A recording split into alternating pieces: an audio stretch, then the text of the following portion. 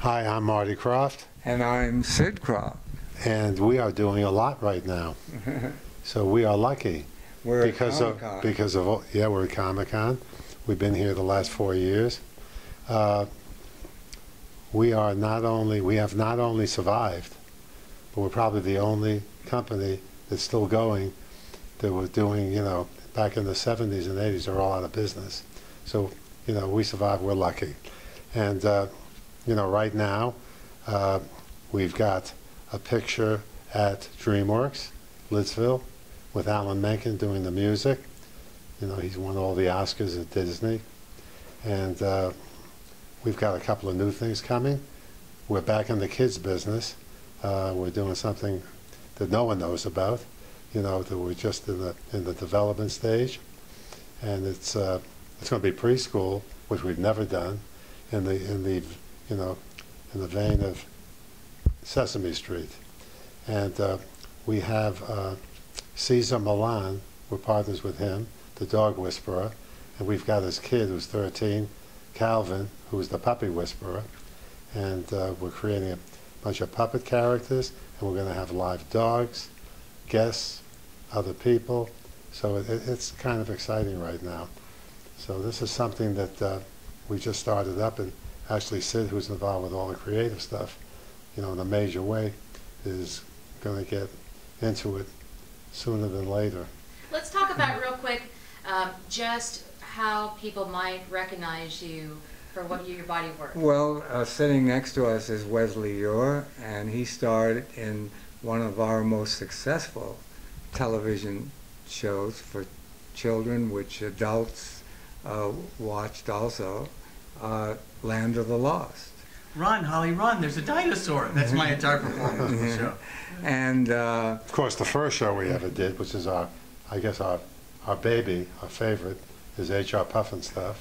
And then the Bugaloos, Lidsville, Sigmund and the Sea Monsters, then came Land of the Lost. And the first three he mentioned are all being prepared as movies.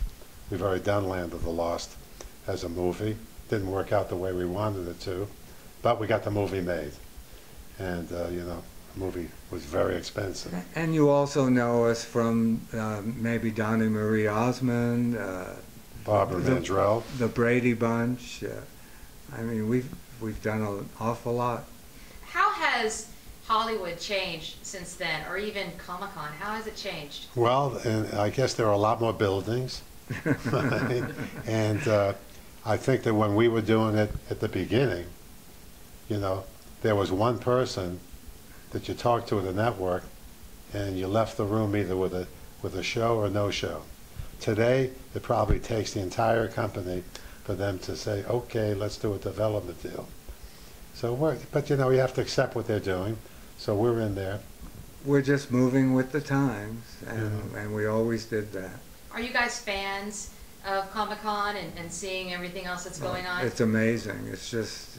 Not today, though, because there's too many people in there. You just can't explain this to anyone. You have to be here to experience. Well, the funny thing is, I don't know if you remember, the first panel we did here was the first year it was on.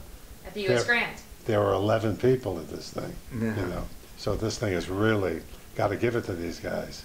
Let's talk about that first panel. What were you guys talking about, and have you kept up with those 11 people? Well, we lost them, but we were talking about the same thing we're talking about today. Of course, we're known for all of our properties, and then what a lot of fans do not know, that there's 28 years of us being in show business before that. I was the opening act for Judy Garland, and I traveled with the Ringling Brothers Circus when the Big Top sat 15,000 people. These are with the puppets. Yeah. I started as a puppeteer. And then Marty joined me in 1958. It was the last engagement with Judy Garland. And then we became the creative heads of all the Six Flag parks, and we had theaters there with our big puppet shows. We were even hired by Bloomingdale, Alfred Bloomingdale. He had bought the Queen Mary. He wanted us to help refurbish it. So we hired he wanted a line around it, around the whole outside of the ship. So that line cost $100,000 and we quit. That's great. Well, thank you for your time. Well, thank you for having